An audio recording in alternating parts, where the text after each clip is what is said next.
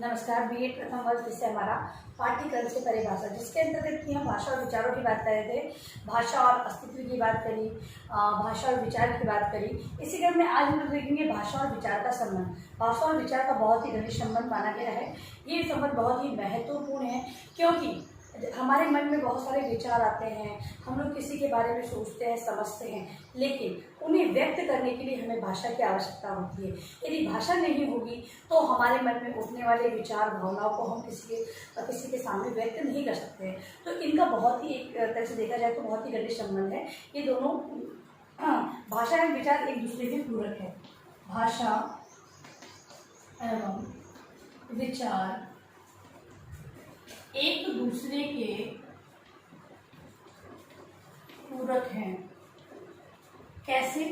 तो यदि अगर मान लो हमारे मन में विचार, भाव उत्पन्न हो रहे, लेकिन हमारे पास व्यक्त करने के लिए भाषा नहीं है, माध्यम के रूप में भाषा नहीं है, तो हम क्या अपने विचारों को व्यक्त कर सकते हैं, दूसरों तक पहुंचा सकते हैं? तो नहीं पहुंचा सकते। तो हमें आवश्यकता होगी भाषा की। ठीक है। अब अगर हमारे पास भाषा तो है, लेकिन भाषा की समझ है, लेकिन हम उसके बारे में कुछ जानते नहीं हैं, उसके बारे में हम लोग ये कहें कि विस्तृत हमारा जानकारी नहीं है, तो किस प्रकार प्रस्तुत? तो ये विचार विमर्श करने पर ही, विचारों के आदान प्रदान द्वारा ही हमें बहुत सारी जानकारियां मिलती है और भाषा के माध्यम से हम उसे व्यक्त करते हैं। इसीलिए इन दोनों को पूरक माना गया है। दोनों एक दूसरे के बिना अधूरे माने गए हैं। अगला है भाषा विचारों को प्रकट करने का माध्यम। भाषा विचारों को प्रकट करने का माध्यम है। तो सभी जानते हैं कि हमारी भावनाओं, विचारों को हम व्यक्त करने के लिए एक साधन के रूप में भाषा को लेते हैं और उसी के माध्यम से अपने विचारों, भावनाओं को हम व्यक्त करते हैं। अगला है भाषा विचारों को विचारों के आदान प्रदान का माध्यम है। अगला संबंध बताया गया है कि विचारों का आदान प्रदान, एक से विचार लेने और दूसरे को विचार देने, ये दोनों कार्य करने के लिए उन्हें एक भाषा को जानना बहुत ही जरूरी है। बिना भाषा को जाने विचारों का आदान प्रदान नहीं किया जा सकता। अगला है भाषा विचारों में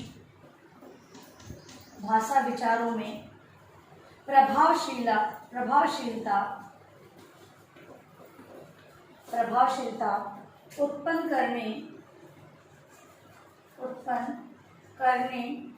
का सशक्त माध्यम है। अगली बात कही गई है कि भाषा विचारों में प्रभावशीलता, जिस भाषा का ज्ञान हमें है, जिस भाषा के बारे में हम जानते हैं कि उसका प्रस्तुतिकरण हम किस प्रकार कर सकते हैं, उसके अंतर्गत सिस्टम, मतलब कि भाषा की जो विशेषताएं, उसे व्यक्त करने की जो विशेषता है, उनके बारे में यदि हमें जानकारी है तो हम विचारों के अंदर प्रभावशीलता आती है। हम देखते हैं कि कुछ भाषणकर्ता होते हैं, वो किसी पेपर को देखते हुए भाषण देते हैं, और कुछ होते हैं जिनके अंतर्गत अपने जो भाषा पे कमांड होती है, तो उस कारण वो क्या करते हैं, जो पूरी जो महफिल के अंतर्गत वो अपने भाषण को इतना अच्छी तरह से प्रकट करते हैं। क्यों करते हैं? कि भाषा का ज्ञान उनके अंतर्गत बहुत अच्छे तरीके से होता है, इसीलिए उनके विचार है वो प्रभावशील होते हैं। लोग उनके विचारों, भावनाओं को समझने के लिए तत्पर रहते हैं कि पूर्ण एकाग्रचित होकर उनकी बात को सुनना पसंद करता है। तो इस प्रकार से जो भाषा है वो विचारों के प्रभावशीलता उत्पन्न करने में सशक्त माध्यम माने गई है। फिर है विचारों की स्पष्टता का आधार। विचारों की स्पष्टता का आधार, भाषा के माध्यम से ही विचारों को स्पष्ट रूप से व्यक्त किया जा सकता है। जिस भाषा के बारे में हम जानकारी रखते हैं, उसी पर जानकारी के द्वारा ही हम लोग क्या करेंगे, उस भाषा के अंदर अपने विचारों को व्यक्त कर सकते हैं। फिर है भाषा लिखित एवं मौखिक। भाषा लिखित एवं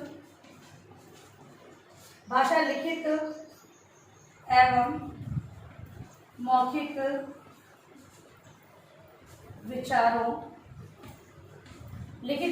विचारों को अभिव्यक्त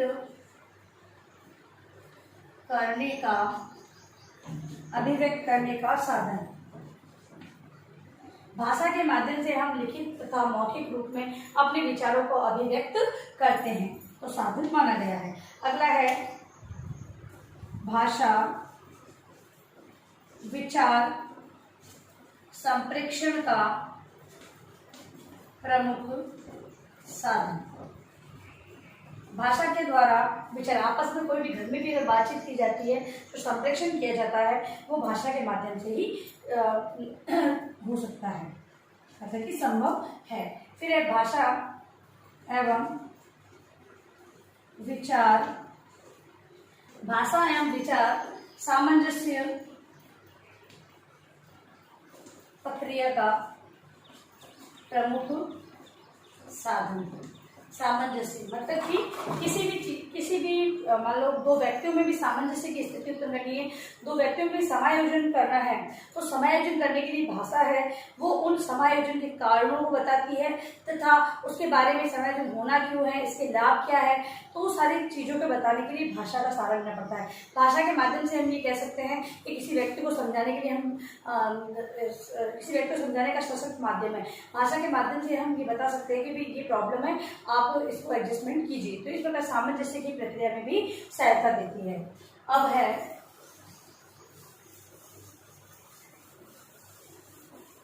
भाषा के अंदर विभिन्न कौशलों के विकास के आधार पर ही भाषा का विकास माना गया है। तो श्रवण दक्षता हेतु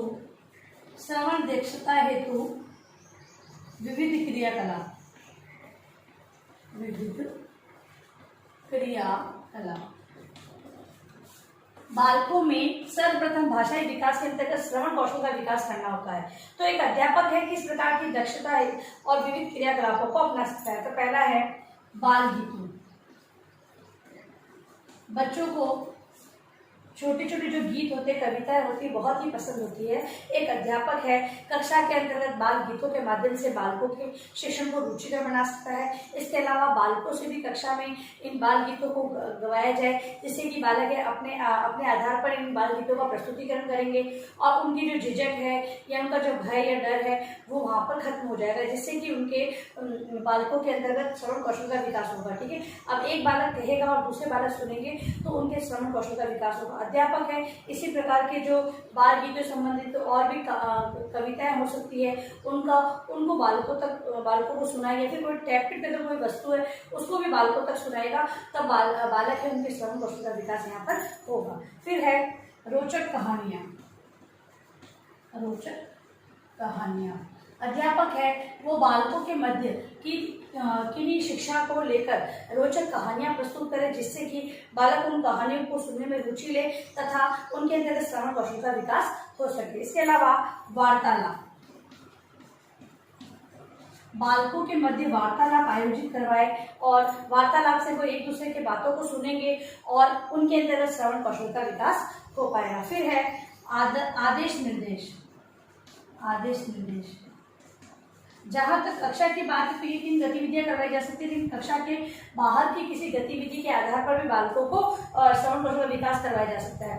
तो बालकों को आदेश के आधार पर समझाया जाए कि इस आदेश का किस प्रकार आपको पालन करनी है और किसी कार्य को करने के लिए किन निर्देशों को आधार मानते हुए उस कार्य को संपन्न करना है, जिससे कि बालक के श्रवण कौशल का विकास हो सके। तो इन गतिविधियों के आधार पर, इन क्रियाकलापों के आधार पर एक अध्यापक है बालकों में श्रवण दक्षता को विकसित कर सकता है। फिर है वाचन दक्षता हेतु क्रियाकलाप।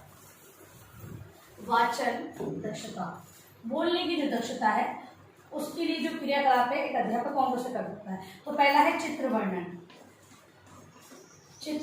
अध्यापक स्वयं किसी चित्र के आधार पर उस चित्र में क्या बताया गया है, किन भावों को व्यक्त किया गया है उसके बारे में बताए, विद्यार्थियों के समक्ष ऐसे चित्रों को प्रस्तुत करें जिससे कि बालक है वो भी व्यक्त करने का कार्य कर सकते हैं। तो वाचन की दक्षता उनमें उत्पन्न होगी।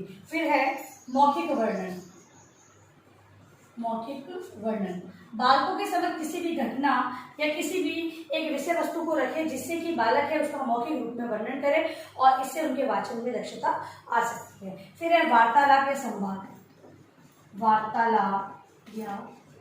संवाद।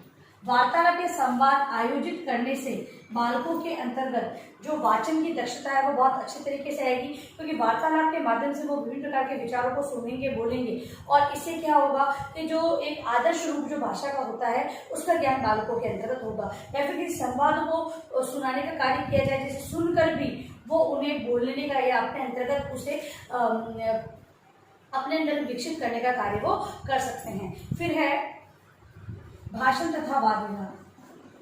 भाषण तथा वाद विवाद।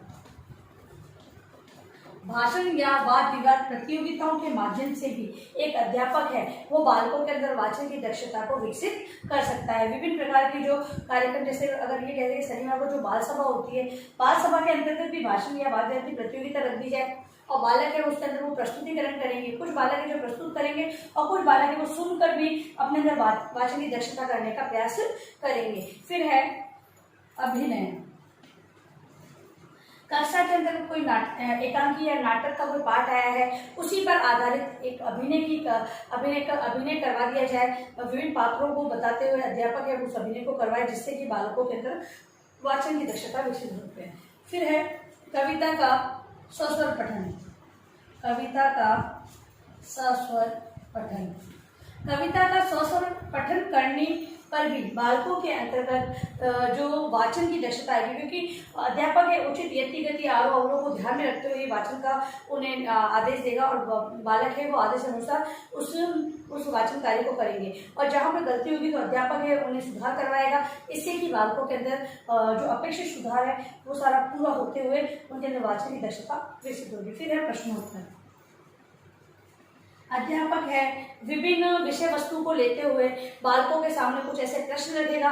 प्रश्नों के उत्तर देने के लिए बालक है वो आगे आएंगे और इन उत्तरों को आधार मानते हुए अध्यापक है उनमें जो भी सुधार होगा वो करवाएगा, सही उत्तर के बारे में बताएगा। इससे भी बालकों के अंदर वाचन की दक्षता उत्पन्न होगी। ठीक है, तो इस प्रकार से हमने आज जो 3 टॉपिक पढ़े हैं इसी को अपने होमवर्क के रूप में आप लोग करके न गृह कार्य लिखो अपना। भाषा तथा विचार के संबंध को स्पष्ट करते हुए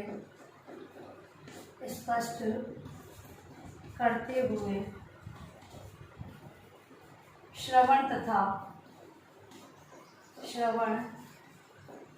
तथा वाचन दक्षता हेतु किए जाने वाले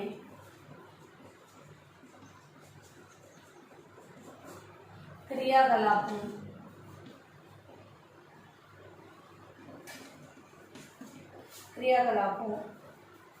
का वर्णन करें। ठीक है, तो ये आपका गृह कार्य प्रश्न जो टॉपिक हमने किए हैं उसी को अपने उत्तर पुस्तिका में होमवर्क के रूप में आपको लिखना है। और अंत में इस महामारी के दौर में कम से कम आवश्यक कार्य होने पर घर से बाहर जाए। बाहर निकलते 3 बातों का विशेष ध्यान रखें। मास्क लगाए, सोशल डिस्टेंस में और हाथों को बार-बार सैनिटाइज करते हैं। सुरक्षित सभी का ध्यान रखें। धन्यवाद।